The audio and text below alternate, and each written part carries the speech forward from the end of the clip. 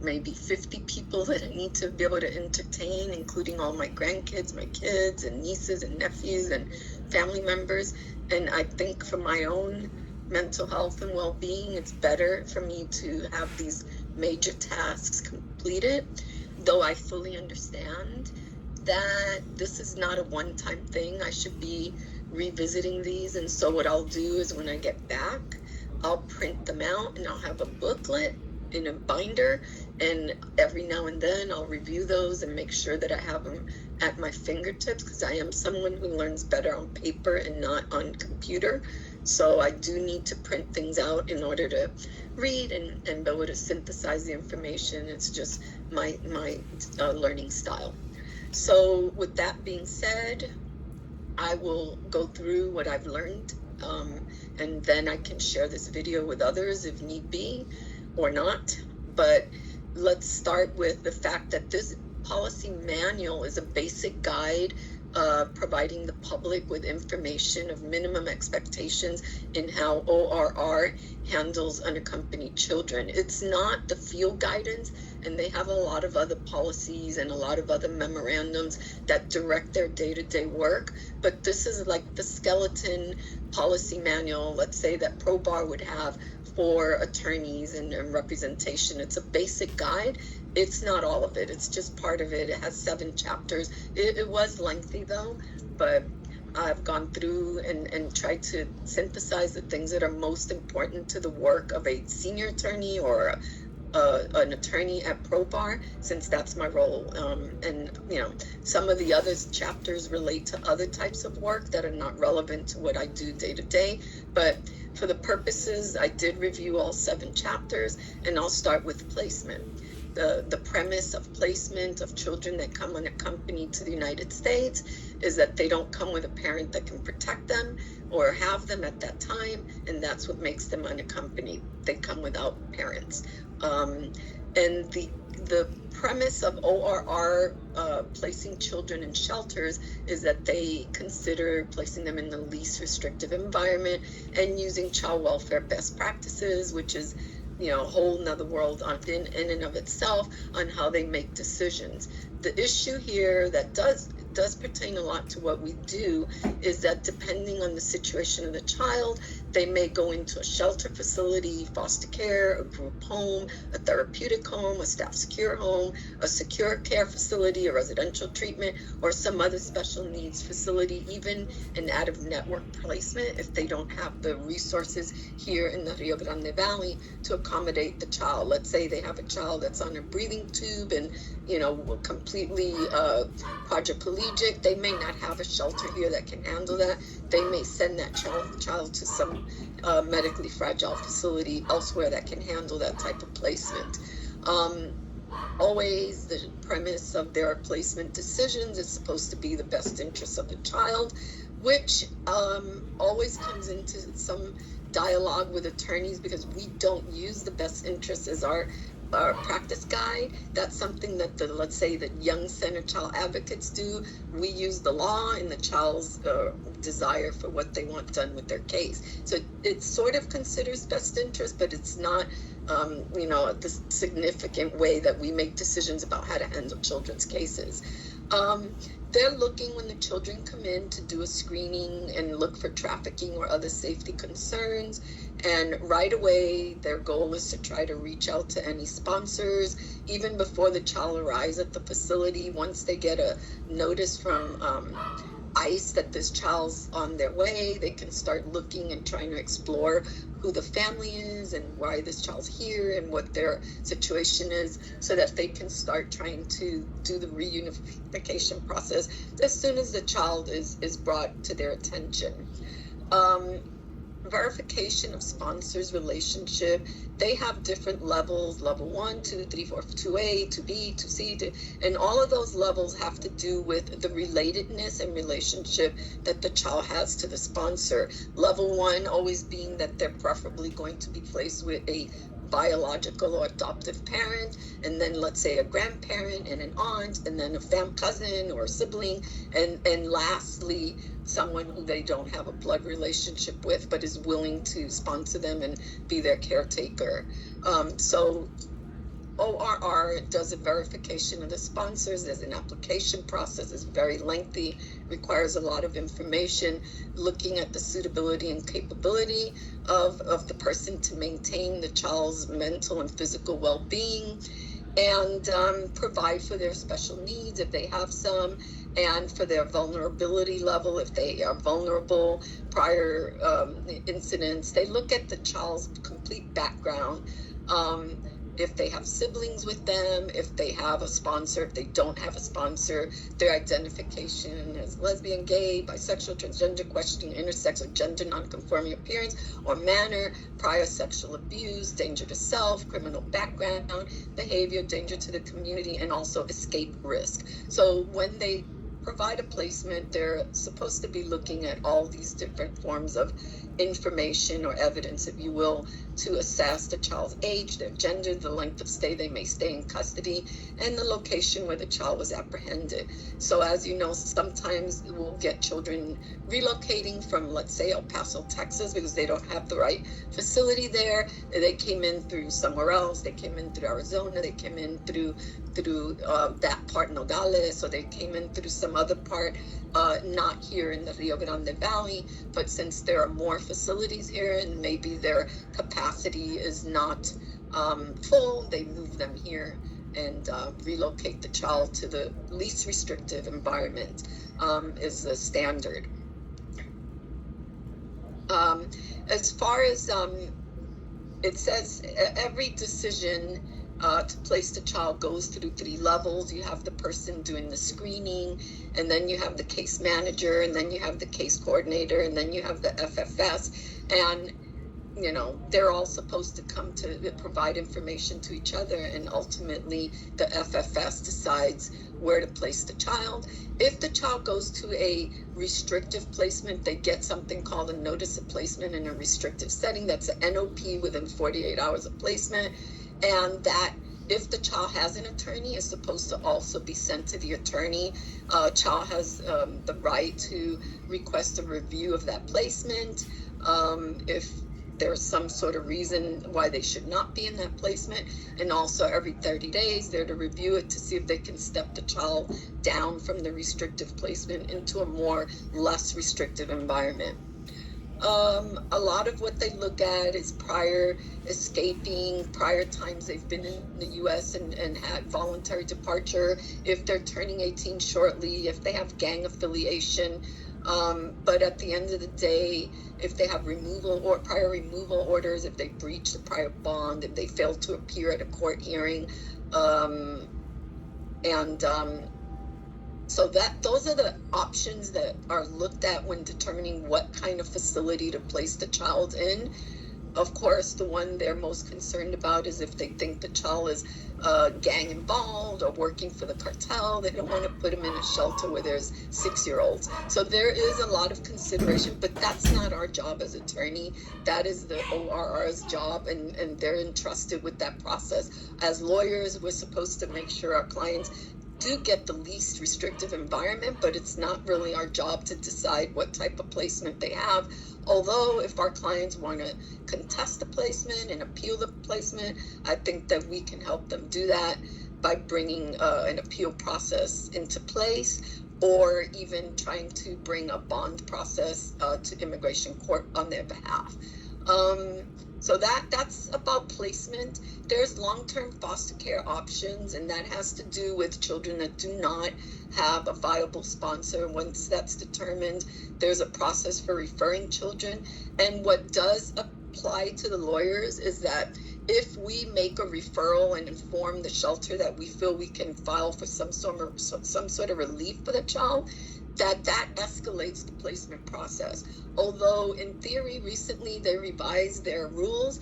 It used to be that the child had to be under the age of 17 and 6 months, but they're showing that as being repealed. So I guess some of the pressure of not placing children that are under 18 required them to revise their policy, and supposedly any child that's under 18 can be referred to foster care. But most often, because of the long list of wait, it's the younger children and the third language speaker children and the ones who absolutely have no family members in the United States and are going to be here for an extended period of time. Even when they go to long-term foster care, there's still that family reunification process that can continue. If someone in the family wasn't able to complete the process for whatever reasons, they can still continue to try and obtain sponsorship of that family member and that child along, even if they are placed in foster care. So I guess ORR is supposed to refer the children that have the severe problems as far as like trafficking or abuse or disabilities, mental capacity issues, young tender age, to the child advocate, and in our area that would be to the young center. But we as lawyers also do that when we get the child, if it hasn't already been done. ORR is also supposed to screen the children under TVPRA for trafficking, labor, and sex trafficking. And they do, because sometimes they do make the referral, but I believe that they're a little more careful about making those referrals if they don't have a lot of concrete evidence and they have kind of circumstantial evidence. They won't do it, but we lawyers can do it, and I think that we're going to have to do that more and more. As kids who maybe don't have legal relief, we can still get an OTIP letter and hopefully provide that to a judge and show that the child would be harmed if returned to their home country, and at least given some sort of a way, prosecutorial discretion case dismissal because of the because of the OTIP eligibility. So I think that is something that we're going to see more and more. At least I think that that's something I would do to help children who can't apply for SIJS because they're going to age out too soon, or to help children or who don't want to apply for asylum because they want to be able to return to their home country at some future date, and they don't want that restriction because they have a mother there or a child there or somebody that they really want to be able to see. Here's one, it says, that I highlighted. It says, in regards to consent to share the LSP recommendation of preferred location, children 14 or older without a diagnosed developmental disability must consent to sharing the LSP preferred location. In other words, ORR is looking for the attorneys to give a suggestion. The child should go to Michigan, the child should go to Arizona, California. And that is something that we discuss with the children based on, do they have a family member somewhere? Do they have somebody they want to reunify with once they turn 18 so that they can be in the same area and maybe have visits? But then when it comes to children that are under 13, it says here, or that have a diagnosed disability, the LSP will share the preferred location on a form for placement determination, and the child's consent is not required if they're under the age of, if the child is 13 or younger. The chapter, I'm still in chapter 1, and it's going to get long, so I'm just going to really quickly look at some things that are like highlights here, and that would be that there's something called a Saravia intake for children when they've previously been in OR care and determined to be gang affiliated. They can have a Saravia hearing. They can try to get themselves placed in a regular ORR shelter rather than a step-up shelter or a secure shelter or some sort of a highly supervised shelter, and that they're entitled to a Saravia hearing within 48 hours of an arrest. And step up and step downs are looked at every 30 days by the FFF. So the attorneys can work with the FFS and request hearings if need be. Again, here's the long-term foster care. Now, sometimes there's group transfers. I'll give you an example. I am the shelter attorney for Southwest Key, Casa Rio Grande, and it was a pretty big shelter, maybe averaging 150 kids. And they had to transfer all the children from their shelter to different shelters because they found a mold infestation in their facility. And I guess it's been rehabbed and it's been, it's being checked. And I haven't been told that the kids have moved back in. So I don't think they have their permits yet to repopulate the shelter. But that is something that happens sometimes. There's the notions of these residential treatment center for kids that are a danger to self or others. That is a standard that requires a psychologist, a psychiatrist to evaluate, and then the kids do have a right to request hearings to contest them if they have an attorney that wants to help them contest. The standard is clear and convincing evidence, which means the conclusion is highly and substantially more likely to be true than untrue, and that is the standard of ORR has the burden to prove that this child is a danger to self or others, not the attorney. So that's something that can be done to help children when they're placed in restrictive settings because of some determination of their unwellness. The Saravia kids are allowed to be transferred to regular shelters if they prevail in their hearing. It has to be done within, I think it's, let me see, if it's they prevail on the hearing, it needs to be done within 48 hours. If they do not prevail, they can ask for a reevaluation later. When people in the world or in the United States are looking for a child that's unaccompanied and they don't have information as to what happened, there is an ORR National Call Center that they can call to get information. I now have this number, I didn't have it before, and they won't give those people direct info, but they'll notify the shelter that someone is looking for the child. Determining the age of a child, that comes up a lot. Age redetermination, when it comes to the TVPRA, there's some standards they're supposed to be following to develop age redetermination policies and procedures that are fair and just, because of course sometimes they look at a child and say, oh, you look older, or they do an x-ray on a African child whose bone structure is much more dense than, let's say, a fair-skinned person, and they try to say the child's older than 18, and the dental records, not every country has the same amount of dental care, so some kids' teeth are more deteriorated because of lack of food, lack of clean water, too much fluoride in the water, environmental issues, and their teeth are deteriorated. They look older, but it's just because they were malnourished and not well cared for in their country of origin. So this age redetermination is something attorneys can consent. There's different things that they look at. I'm not going to read them all because I have them in this outline.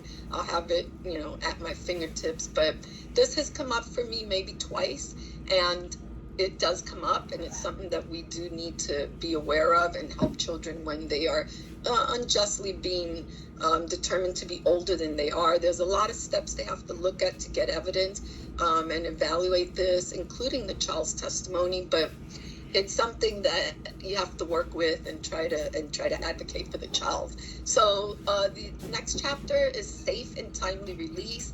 Category 1, parent or legal guardian. 2, brother, sister, grandparents, or immediate relative, aunt, uncle, first cousin. Category 2B, immediate relatives, related cousin, not the child's primary caregiver, but a biological relative or even through marriage. Category 3, a distant relative, unrelated adult. And category 4, they have no sponsor identified. So depending on what category children fit in, their placement moves in that direction. There's a big reunification packet that requires a lot of information, filling out fingerprints, pictures, ID, birth certificates, sometimes DNA. There's LOP classes that the sponsors need to take to show that they're, very interested in being the sponsor. There's proof of every adult in the house that has to be provided to make sure there's no criminal background, sex abuse, child abuse. They look at the criminal history. If the criminal history is old, there's ways to still place the child, but if it's recent, there's not. The legal orientation program ProBAR does here. Some states don't have it. There's a phone number to call and take that.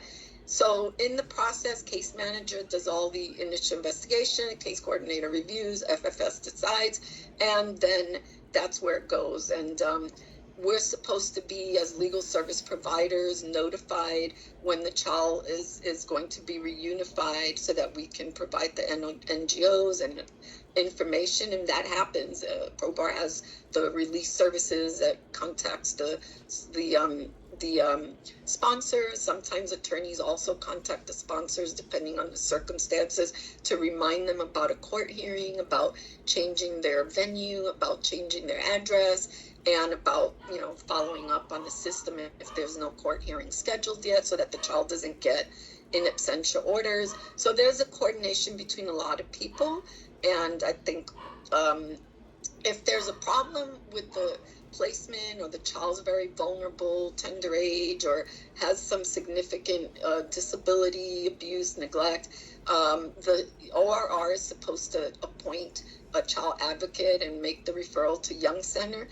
We attorneys do that as well when we find a child that doesn't have a very clear path to reunification, and try to get that done. And the Young Center advocate goes to court, gets an appointment, and does their thing, advocating for the best interest of the child, while the attorney basically does the legal part. What does the law say about this situation for this child? One thing that came up before Mariana left was a comment I made about a child in his parents' home study. I think she misunderstood what I said, because I actually have done the home studies myself in my prior life. What I was referring to is that usually parents, the tier 1 doesn't even have to get fingerprinted. So usually there's not a home study for a parent, because they want to reunify as quickly as possible. So if they can produce a birth certificate, and one that shows them as the legal, the parent on the birth certificate with an ID, and they can produce some that they have a place to live, that is you, and they don't have abuse and neglect and CANs or an FBI background or some other, background thing that would interfere, then the parent gets placement of the child. That, I think that's what I said, but maybe she misunderstood that I was saying that there should never be a home study. That's not true, because when there's problems like the victim is trafficked, or there's special needs, according to, ADA, the child's been a victim of abuse or neglect, or the child sponsor is at risk of abuse, maltreatment, exploitation, trafficking, then there has to be a home study. TVPRA mandatory home study. There's optional studies, and those are the mandatory ones. Anyway, I will have this at my fingerprints. I mean, usually home studies for parents is not a normal thing. In the instant matter, the reason the mom needed a home study is because initially she was living with a roommate and then had to move. And it's hard. She lives in San Francisco. It's hard to find apartments with 2 bedrooms that you can afford in San Francisco. So it was kind of challenging for her, but she did it. And so, and by the way, that little boy that I went strong with, Upbring Grace House case manager, because they wouldn't tell me where he was, is home now in San Francisco with his mother, and he did have a fractured leg. So interestingly enough, the guy that I had that correspondence with, he wrote me about another child, and we're perfectly fine. We had a phone conversation. There's no ill feelings. I wasn't inappropriate. I was doing my job as an advocate, and he was doing his job as somebody that has to protect children's information, and somewhere in the middle is the happy medium. But on that particular day, he didn't want to share, and I wanted him to share, and that's where we got into a little scuffle. But I didn't yell, I didn't cuss, I wasn't inappropriate. I just said, hey, you're supposed to take care of the kid, and why aren't you telling me where he is? I can't help him and tell him what his rights are if I don't know where he is. That was the gist of my conversation. He and I are okay, and we've already talked about another child, and there is no harm to Probar, because he and I went back and forth 5 or 6 times about whether he would tell me where this child was being detained or not. There's a lot of issues, of course, with kids that come, and what is really physical abuse. ORR has some standards defining it there. There's the whole notion of not just the sponsor background, but all the people who live in the house being able to qualify to have a child, or when there's multiple children placed in the same home and there's not enough resources, or when the person doesn't work and they don't have money to buy food. So there's a lot of reasons for maybe denying a sponsor sometimes, but there's also an appeal of release for denial that can be done if the child wants. wants, if the sponsor wants, they can appeal, and I have the steps here. They have, they have to give them a decision within 30 days. Release from custody is a 3-step process: planning, transfer, and then closing the case. The thing about closing the case is that TVPRA requires ORR to keep the case open, kind of like we do for kids that have some legal action with the case continuity. If they have a reform or relief pending, we don't close it right away.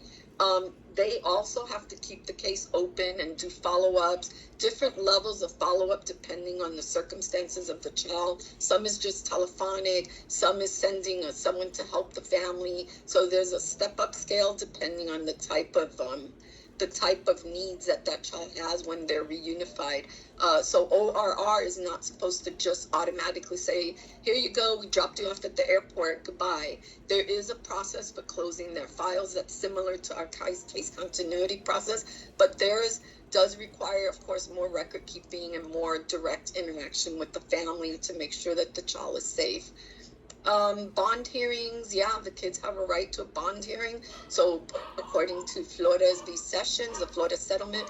And so if the kids are in custody and they want out and they're not allowing them to move or leave, they can request a bond hearing.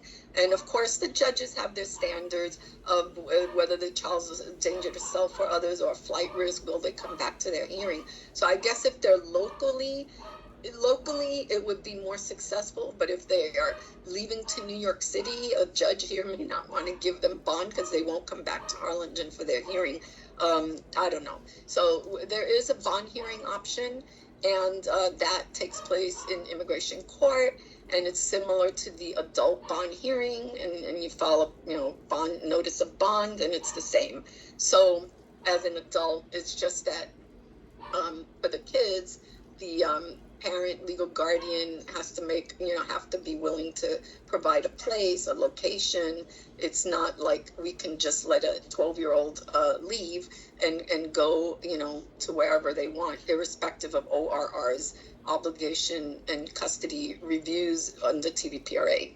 So there's that appeal if the bond is denied. Services the children are entitled to, all the stuff that you would find for children: education, a medical screening within 2 days, an intake within 24 hours, 48 hours, an orientation of their rights and obligations, an OTIP screening within 24 hours, and confidentiality. That's the part that's kind of hard because they have pretty strict confidentiality requirements about not sharing information. Even with attorneys, you have to fill out a special L3. We don't do it for all children. So if you don't have it filled and you didn't send it to them, then you're not, according to ORR, the representative. So that's something that myself, I'll be more careful with making sure that if I take a case, I send them the L3. I have them because we do it as part of our opening packet, but I don't send it to them all the time. And I think that's a step that I have been missing, and I don't know if everybody else is doing it, but I know that I need to make sure that when the child signs the L3, it not only gets scanned to the legal server file, but it also goes to the case manager so that they know now this child has an attorney. Because we used to use a G28 and we would just send it to them by email, a standard G28, but they're not accepting that. So anyway, there's that, the child's accommodations, their education, their healthcare, their dental, their time to play, their time to call their parents, their religious preferences, their activities, all of that has to be, their counseling, all of that has to be provided as basic services that the child gets while they're in custody. Acculturation, orientation, religious service, contact with their family members, calls to their family members, and legal services, information, which is us, how they can get access to an attorney at no cost, and so forth, the right to counsel before an immigration judge, to look at their legal case. So within 5 days, the child's case is supposed to be reviewed and an assessment done, including a mental health screening, and the trafficking victims, that's supposed to be done right away. And I've seen it done. So then there's a lot in that policy guide explaining between trafficking and smuggling, and what to do when those kids, for example, when they're reunified and somehow there's something weird going on about the people that they're with, that they may be exploited, and that's why they're supposed to follow up and not just let them leave, because you never know once people get behind closed doors what's going on. All these measures for the child's safety that they're supposed to take, academics. Here's one that I've not seen them do, but they should, is vocational educational services, because some of the kids are 17 and it would be good if they had some vocational, even if it's online vocational learning, I don't know, electronics or learning plumbing or some programs online, rather than A, B, C, D, 1, 2, 3, 4 when they're 18 years old or almost 18.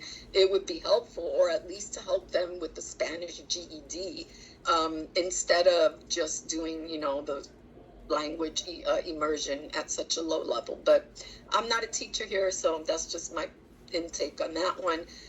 Recreation and leisure time, call visits, mail. They're supposed to get mail, be able to send mail. And of course, the accommodations for the Saravia hearing, it's supposed to be in person, so not by video. Healthcare. One thing I found here, I didn't know this, is that ORR is not permitted to do any conversion therapy for children and pay for any of that. I mean, it doesn't surprise me, but I was surprised to see it written in there. And that there is LGBTQI plus consideration in their placement and what bathrooms they use and their roommates and all of that sort of stuff. So legal services, all children should receive at least a Know Your Rights presentation when they arrive, and then screenings for relief, and that the Know Your Rights be done within 7 to 10 days of admission. Direct legal representation, that's our part, right? So if they are eligible according to ProBar's criteria, they get referred, and then we can represent them whether or not they have relief at this time, and help them, refer them for long-term foster care, try to do OTIP if we can, try to do whatever we can given the restrictions of the law for relief for children who either don't want asylum or cannot get special immigrant juvenile visa promptly. So anyway, that's something that we work on to get the kids their services and their legal representation as soon as they become eligible. It's interesting here. So it says I highlighted it because it pertains to the issue I had with the Upbring Grace House and the kid. It says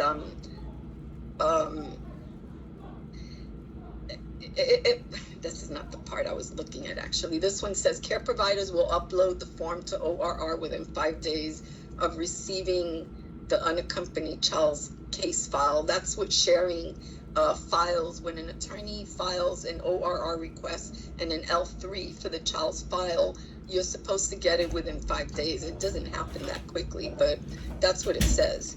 And then there's expedited reasons that you can ask for, and there's grievances in relation to legal services.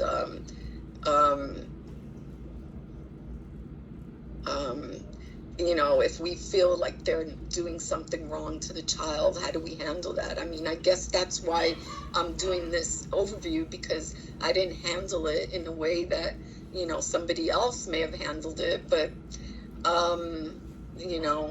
my style of communication, given my age, background, and experience, and just my raspy voice, makes me sound a little bit harsh. But, I think I was nice. I was just direct because I really felt it was urgent. But there's this grievance process that you could write to acf.hhs.gov if there's a problem with the way the shelter is handling the legal services part of things. So there's the FFS to talk to, and they were included, but, like I said, I talked to Adrian Garza just yesterday, and we're cool. That person didn't feel offended based on the interactions we had. But Retaliation for action against ORR by legal service provider. ORR recognizes attorneys' ethical obligation to pursue legal remedies for the client, which may include engaging in legal action that is in opposition to ORR. Although the use of ORR funding in pursuit of such action is not permitted, ORR does not engage in retaliatory actions against the legal service provider or any other attorney because of advocacy or appearing in an action adverse to ORR.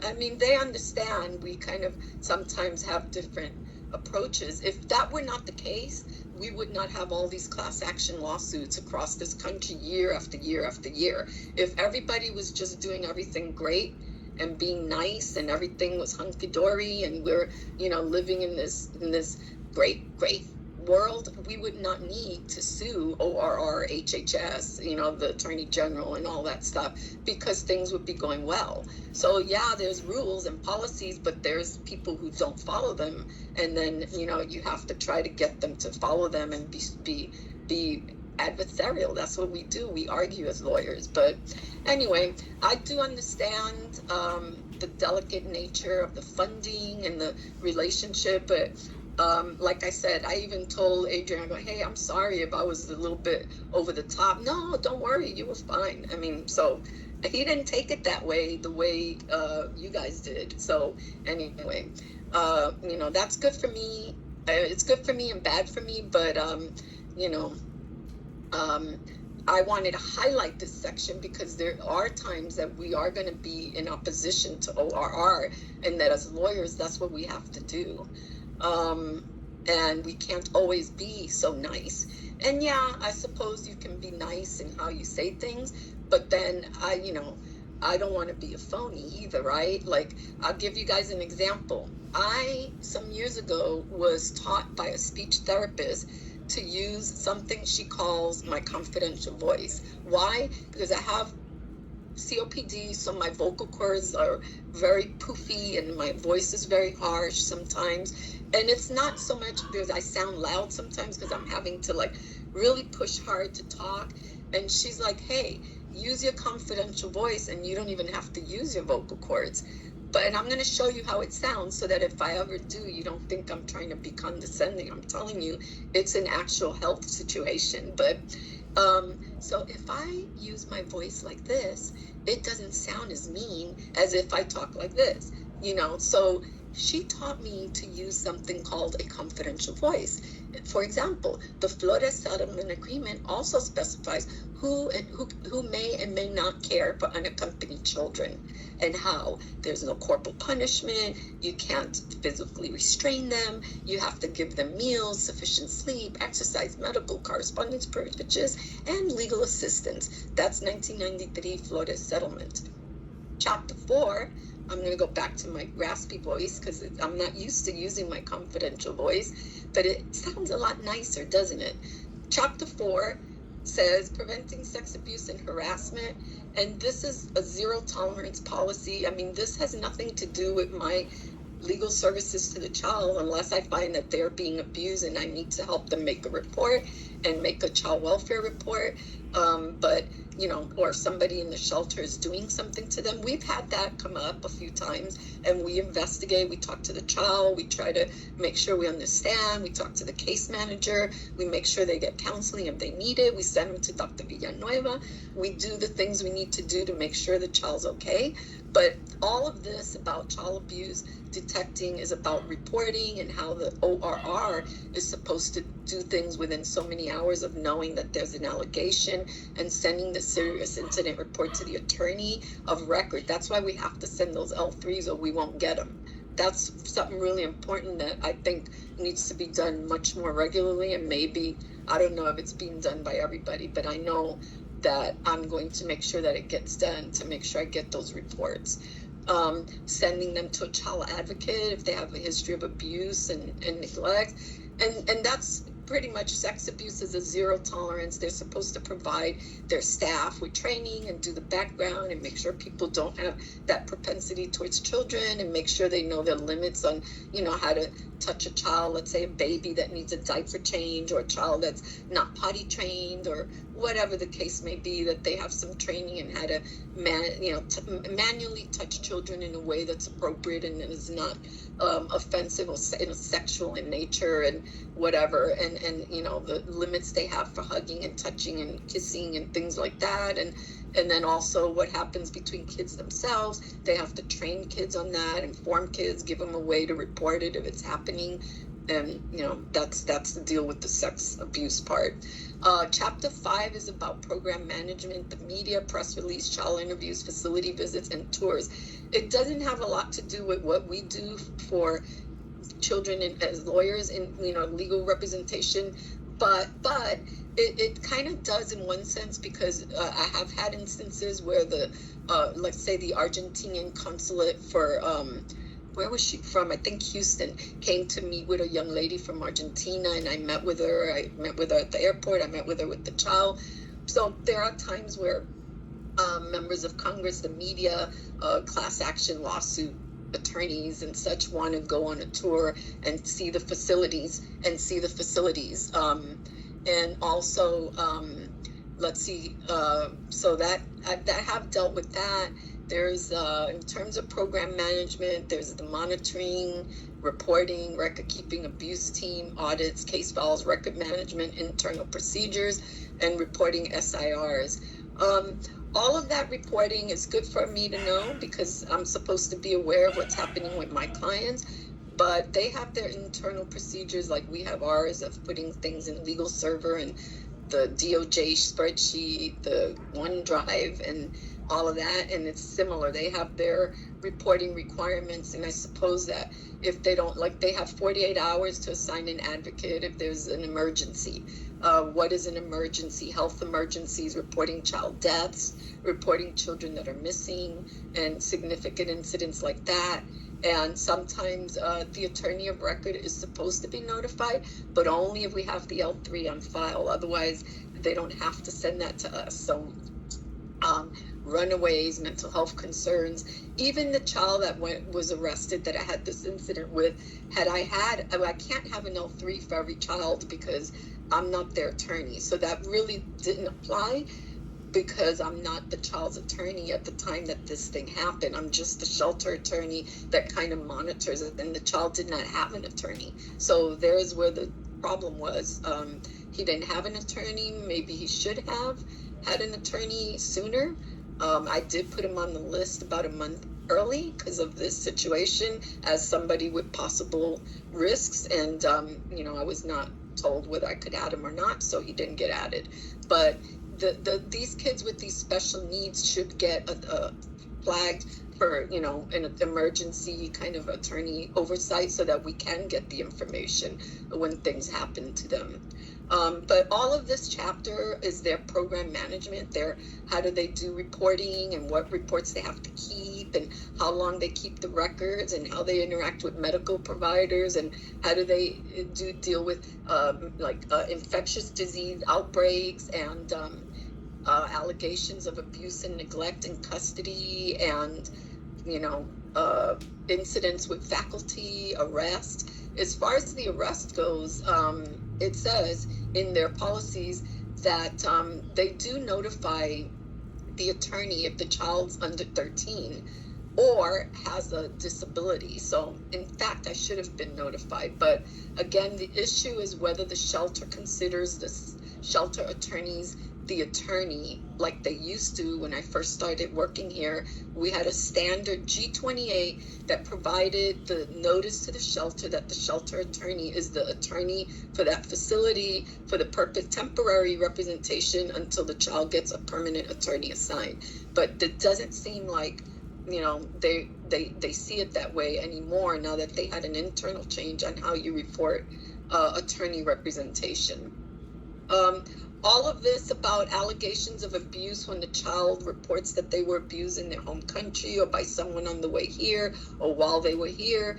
and ORR has a requirement to do incident reports and get the child extra help concerning those allegations. The TVPRA gives them, basic expectations of how to treat children and how to help them when they have these traumatic events and their tender age, and they have like 48 hours to make these referrals. It's not supposed to be something that they just let linger on. When their child is arrested, they're supposed to say, it says that the LSP or attorney of record gets notified within 4 hours of the arrest. So I wasn't notified like that, but they are supposed to notify. And then it says if the child's 14 or older, the care provider must not disclose details of the arrest unless the child consents. If the child is 13 or younger or has a diagnosed developmental disability of any age, the care provider must automatically disclose the details. So I guess the question here is, the child was not considered somebody that's disabled, even though he's on 9 psychotropic meds and was on one-on-one supervision. So I guess that's a contention, because I would consider that child disabled and that I had a right to ask for that information according to their own policies and procedures. I would argue that all those medications he's on make him vulnerable to make a decision as to whether I should know or not know where he is. But nonetheless, that's in the past. He is in his home in San Francisco, and so let's see. Now, again, chapter 5 is all about this abuse and how to report it and what to do. And on the TVPRA, what are the minimum services required for children when they're arrested, when they have attorneys, when they don't have attorneys, and all of that sort of referrals to child welfare agencies, to police, reporting sex abuse, and authorization of release of files, which does pertain a lot to what we do. And they, again, like I said, require that form filled out for the attorney. And sometimes we're not the attorney of record, we're the shelter attorney. So child doesn't have an attorney. So all of their requirements regarding record keeping, record reporting, record confidentiality, record retention is all part of this chapter in the book that I was asked to review. Case management process, similar to RK transfers of children, accessing files. Child advocates, like the Young Center advocates, get access to the files without special papers, but we lawyers do not. We have to ask for them. Mandatory reporting and post-release services and expectations pursuant to the TVPRA. There's things they have to do for some of the kids that are mandated because they're vulnerable children, and they can't just put them on a plane and then close the case. So they have certain timelines to do some post-release services, as well as we do post-release services as ProBar. Let me see here. And all about the human trafficking, and that's all disappearing children, organized crime. This is related to when the child is placed in a sponsor and then they find that they're being contacted by sex traffickers or cartel, or bad people trying to go back and find these children, and how to deal with that sort of stuff, or they're runaways, or they're abused and neglected, and a teacher reports it to the child welfare system. And what does ORR do in those instances before they close out the case? And chapter 7 is very brief, and it deals with policies for influx care facilities. So like when we have a really high volume of unaccompanied minors coming to the U.S., they can issue licensing waivers and do temporary housing. That's when those tents that they used to have kids in, when there weren't enough facilities, that's what kind of authorizes them to have those. There is criteria on who can be placed, and it is somebody expected to be released within 30 days, is older than 13, speaks English or Spanish, doesn't have a special need, is not pregnant or parenting with a parenting teen, would not have a diminution of legal services because of being in one of those facilities, and is not a danger to themselves or others. So that is the influx of chapter and they're not part of a sibling group with children under the age of 12. There's not pending age redetermination. They're not involved in child protective services or sex abuse or law enforcement investigation, and they do not have a home study pending. Those are the kids, and they're not turning 18 years old within 30 days. They're not scheduled to be discharged in 3 days. They don't have a current docket date with immigration court. They're medically cleared and vaccinated, and they have a complete medical check, and they have no known health, mental, dental, and medical issues or contagious diseases requiring treatment and evaluation. So there is a criteria for who can go to those 10 houses. And I know that right now they don't have them for children.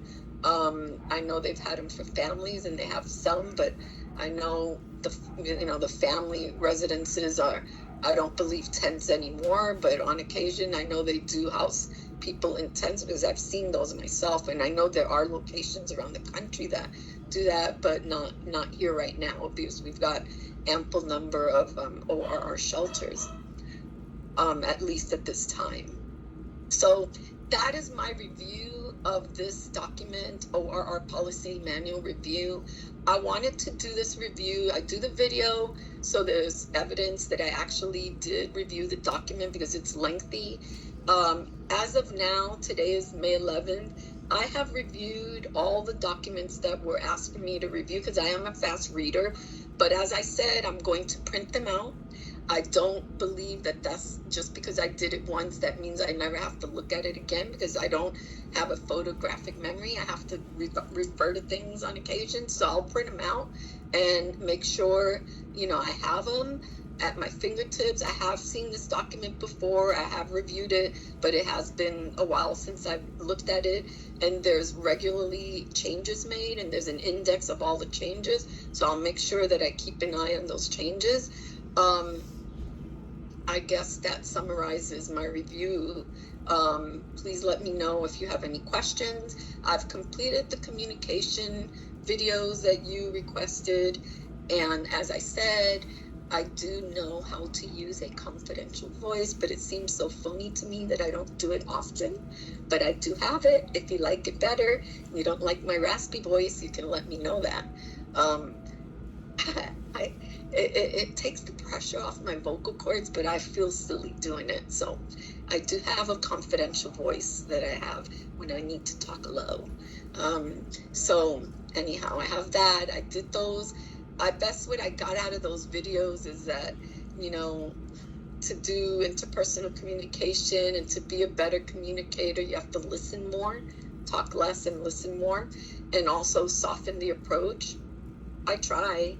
I try, but I am human, and I do react to things that are done to me that hurt me and humiliate me, and because I am human and I am, a mature worker. I'm not 20 or 25 looking to be a first-year lawyer. So, I do have some, issues of expecting people to treat me with dignity and respect, and when that's not done, then I do get upset. I'm human.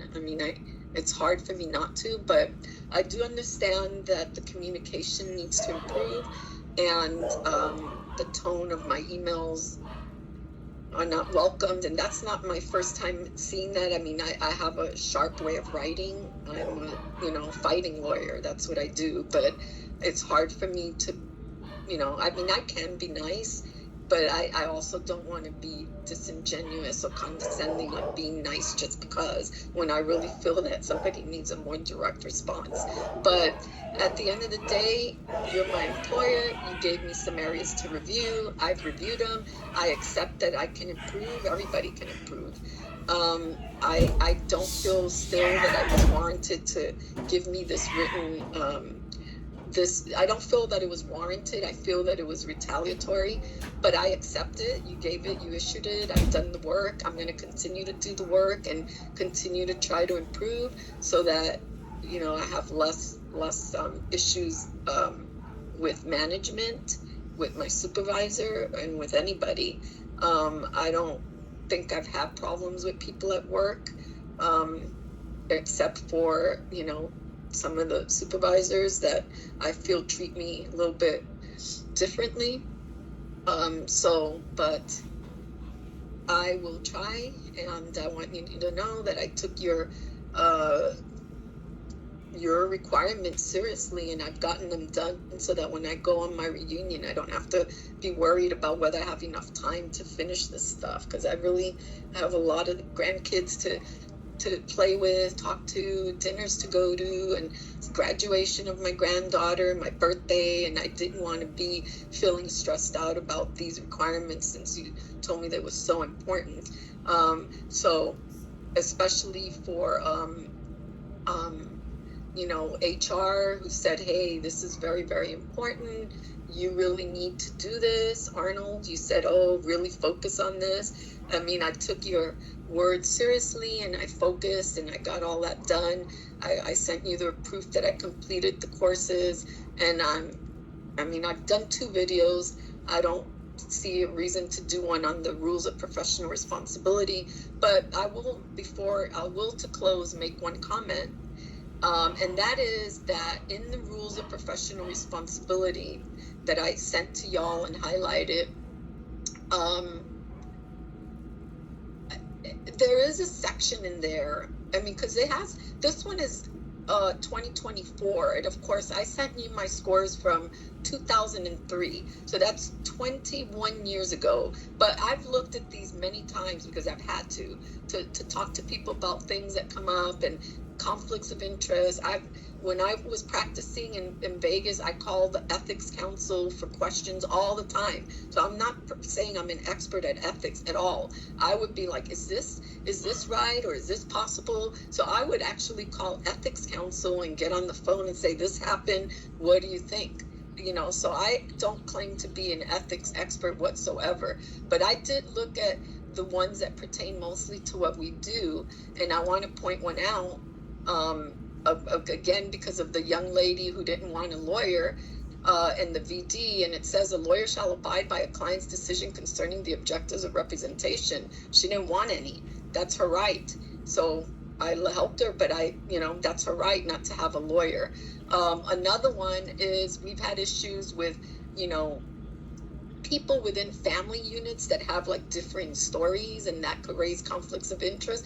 So I think we need to get dual representation releases. I don't know that the retainer for the adults has that. I know I've seen one, but I don't think the retainer for the adult teams has the dual representation clause in it, but I'm going to double check that because I'm not an adult attorney, so I'm not that familiar with the retainers that are used, and I have some cases, so I'm going to look at that. And then the other one that, of course, is really relevant to my perspective as an attorney, and my I had an issue recently with Ms. Serrato about, did I need her permission to withdraw a G-28 from USCIS? And, she sent an email to 6 people saying, you didn't ask for my permission. And I don't believe I needed the permission, A, because the case was already closed by ProBar, transferred. B, because the child already has another attorney in Salt Lake City that's an attorney of record. And I shouldn't remain when the child has an attorney in a different state. I mean, there are times I definitely need my supervisor's approval for things, but that one, it says a lawyer shall inquire to determine whether the lawyer may accept or continue representation. I mean, that's, the lawyer is discharged. So as far as me, that child who took another attorney discharged me by doing so. At least that's my interpretation of this matter. I was discharged because I was supplemented. I was substituted by another counsel. So I don't see how I needed Ms. Serrato's permission to withdraw my G-28, particularly since that's my law license. I mean, ProBar pays me, and pays me decent and supervises my work, but for me to either leave my law license when a child already has another lawyer doesn't seem doesn't seem like it's something that she should be determining. That's my law license that is up on the line with somebody that lives in Salt Lake City who I cannot help because they're not here and we don't have authority to help them. So I didn't really think I needed anybody's permission to just do what you have to do when somebody terminates the relationship by hiring another lawyer. But here, in reference to that, Rule 5.5, is it? Let me look here. I don't have the numbers totally memorized. Rule 5.4, professional independence of a lawyer. It says, C, 5.4C, a lawyer shall not permit a person who recommends, employs, or pays a lawyer to render legal services for another to direct or regulate the lawyer's professional judgment in rendering such legal services. Now, I know that we have a supervisory structure at ProBar, that we have a legal director, a deputy, executive director, we have supervisors, we have managerial people, we have paralegal supervisors and all that. But at the end of the day, my rules of professional responsibility do not allow me to really have somebody else direct and regulate my professional judgment in rendering legal services, because that's one of the rules according to our own rules of professional conduct. I mean, I know there's a balance. You got to supervise, run it by your supervisor, but to dictate when I can leave and not leave is probably not right. I mean, not in this instance. Maybe there's times for sure we should not be withdrawing until everything is signed, sealed, and delivered, and we have all the notes in Legal Server and all the correct documents, and the file is right for purposes of audit and future records retention. We shouldn't be just withdrawing. But there are times when you have to withdraw, and this was one of them, and you all disciplined me on a matter that I was, I was right on. Well, she disciplined me because she sent it to everybody that I didn't have her permission, and I do not believe I needed it. But anyway, I want to point that out because, I'm finding it kind of just, more of an attack and less helpful supervision. I expect my supervisor to want to help me be successful and be helping me be better, do better. Even if I am an older attorney, I expect them to want what's best for me, like we want what's best for the children. We're supposed to be nice people that help kids and help society and help one another, but I don't feel helped, not under those kind of attacks. I don't feel helped. So that's just my input. Thank you. This is my recording of my ORR policy manual review, and I'll print it out. I have it by my side. Please let me know what other matters you need me to look into to improve. Thank you.